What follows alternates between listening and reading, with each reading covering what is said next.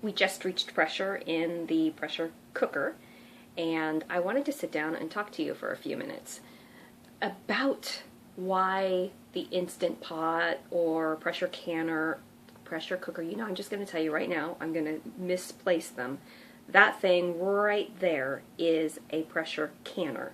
That's what I use to can all of our vegetables, other than salsa, because that has the vinegar.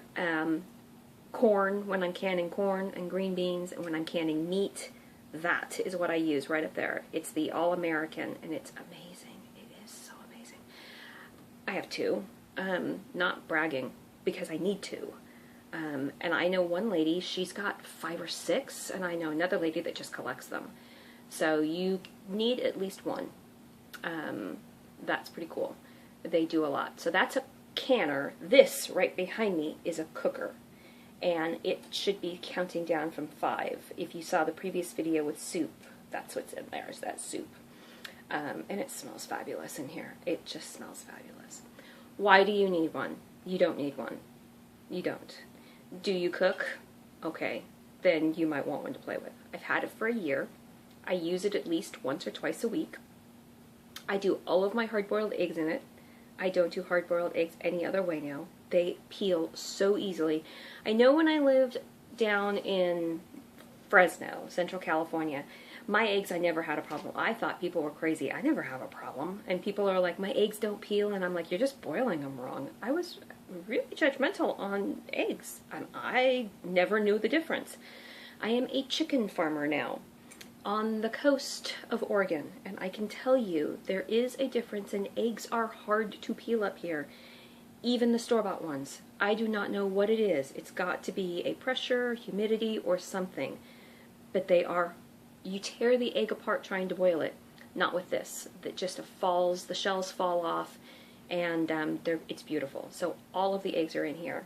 It's also fabulous for bread pudding and cheesecake. I could never make a cheesecake. I know people are saying I can make them. I couldn't. I'm the type of person that will check the oven 15 times. Also that my oven doesn't really work correctly. There's something about it that I don't like. I also don't like electric ovens. I'm a gas person. So with that said, it's just easier. Ooh, or 4 minutes. It's just easier on some things, you know what I mean? Bread pudding is amazing. It's cooked all the way through. I even make banana bread in it. And I know I had one person look at me, why would you make banana bread? I can make it in the oven just fine. That's fine. So can I. And I do it all the time. I like the crusty little top, but sometimes the center isn't cooked all the way. That, and it takes me 50 minutes to make banana bread, and that's not including the 10 minutes that I have to heat up the oven, or if I'm using the bottom oven, the 15 minutes. And it's a 220 volt oven. This is a 110 volt little cooker that sits on my countertop, and if I want banana bread in the heat of summer, I don't have to worry about heating at the house because I can take it outside and use it outside. And it's not going to heat the house up anyways that much, so I'm fine. And I can cook banana breads in the little tiny loaves, I think it's 3x6s or 2.5x6s, that you can get on Amazon. You can cook them, and they're done all the way through. So you're having a little tiny loaf. You can give away the other ones. It makes about 3 to 4 with the recipe I use. Or you can just stick them in the freezer and have them when you want them. Zucchini bread. I can make zucchini bread. Brown bread. Boston brown bread. I love that stuff. That has to be steamed. And that's perfect in here. So 25 to 30 minutes, I can get bread done and finished out of here, as opposed to all of the electricity I'm used for the heating. That doesn't include the bringing it up to pressure. I think it takes like 10 minutes. Although if you really want a quick way to bring pressure up, put hot water, boiling hot water in the bottom before you steam your bread, and put the lid on real quick, and it's like 2-3 minutes, and it heats up really quick.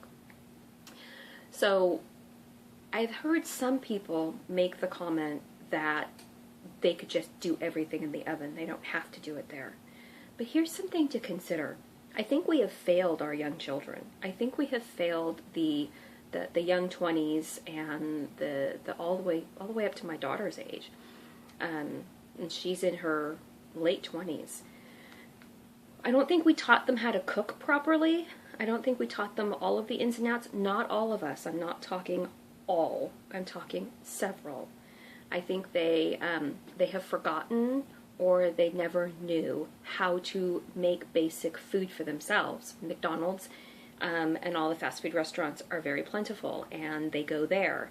Well, now this machine came out, and the great craze about it is that social media is teaching everybody how to cook with it.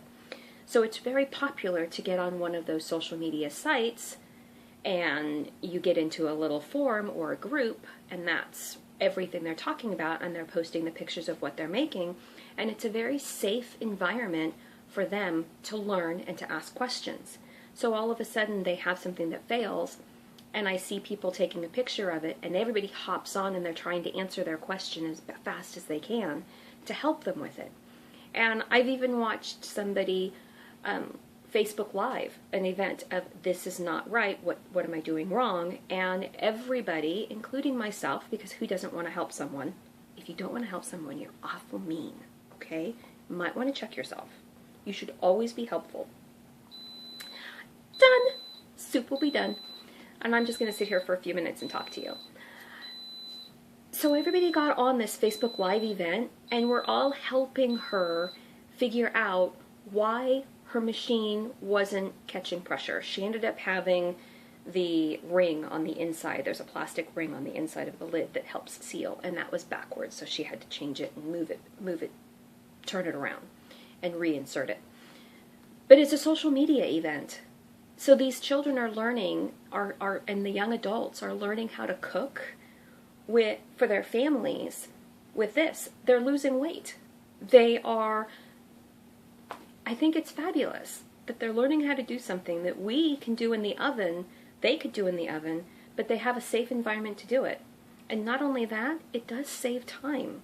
I mean, I can put a frozen chicken breasts in here, walk away, and come back to a chicken and rice bowl while I'm upstairs in the driveway walking back and forth. This thing is cooking my dinner for me. Or when you come home, throw stuff in. I mean, there are freezer meals that people make, and they put them in these freezer meal dishes that are the same size as the pot, and then they pop them in frozen, or I would put it in the fridge that night.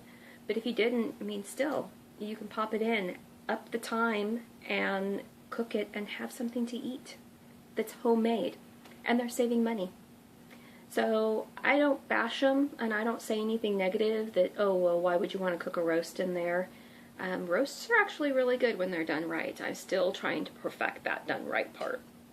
I did make an elk roast that was spectacular in there. It was spectacular. The first elk roast I ever made, too. But I wouldn't do a steak. I mean, I've had some people say they were going to do a steak, and no. But they don't know how to do it the regular way that you and I do. So give people a break. And it's really fun machine to use. Okay, and once you do cheesecake is like addictive. You're not going to want to do anything else. So that's my story. What size do you need would be totally up to you. I have a 6-quart. It has a yogurt function, and that's what I would get.